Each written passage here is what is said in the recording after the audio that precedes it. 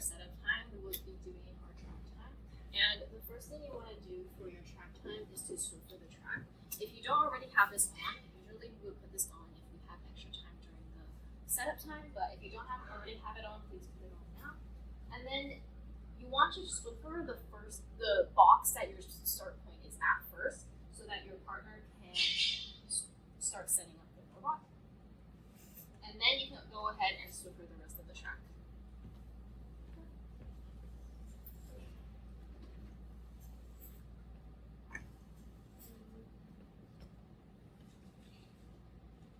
Set up the timer.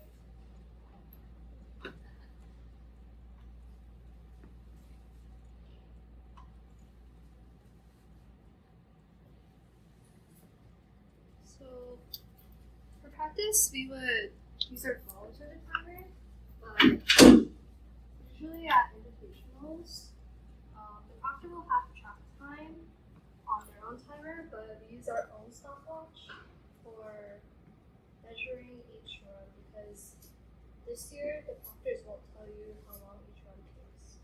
Yes.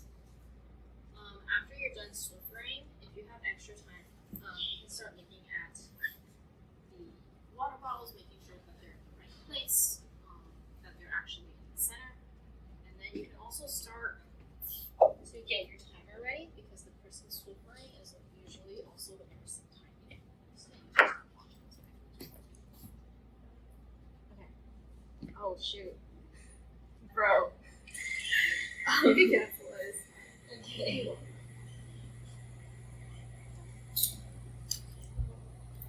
Make sure all your bottles are set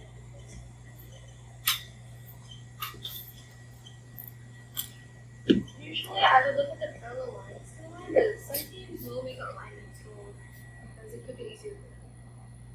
So, are we ready? Yes.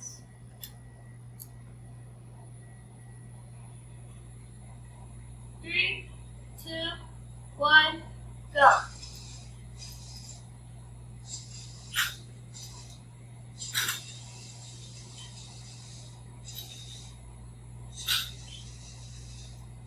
Did y'all want to follow me?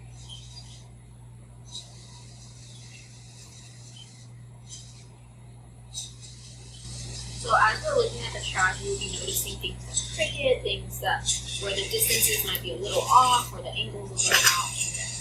We take note of that. Like that one, it did get a contact mostly right there. So in our next run, we can choose to decrease the distance. Now we have 3 bottles. It's 4 gates.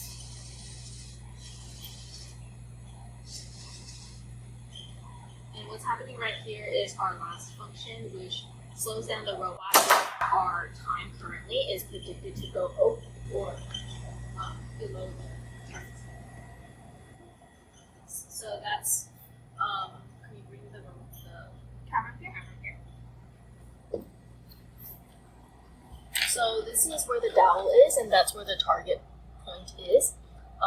The proctor will usually put a tape where the dowel is, and then they will ask you to verify if the dowel is, or the tape is indeed under the dowel. And once you remove your robot, then you can remove your robot after they tell you to do so.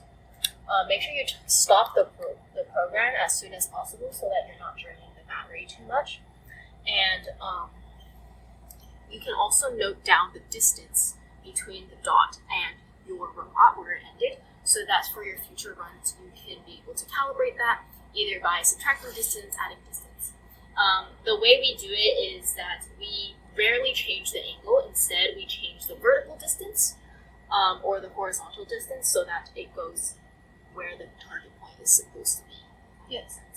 And then, so that is our first successful run.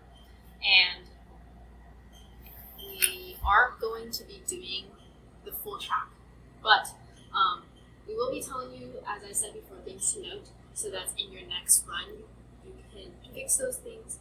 And in our second run, you want to talk about this now?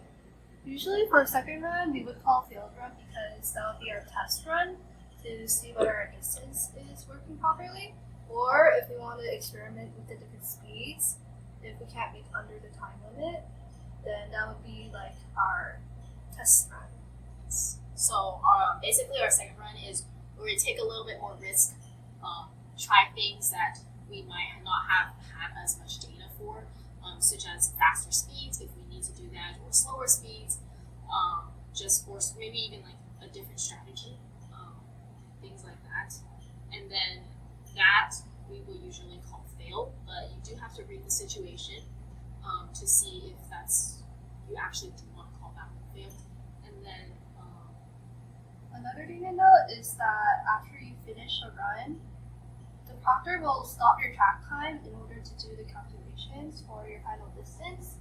So you don't want to pick up your robot until they can tell you, so that you know when your time is actually started. One thing though is that you can ask the proctors to put the bottles back before your track time starts, so that you don't waste time waiting for them to set up before you can do your next run.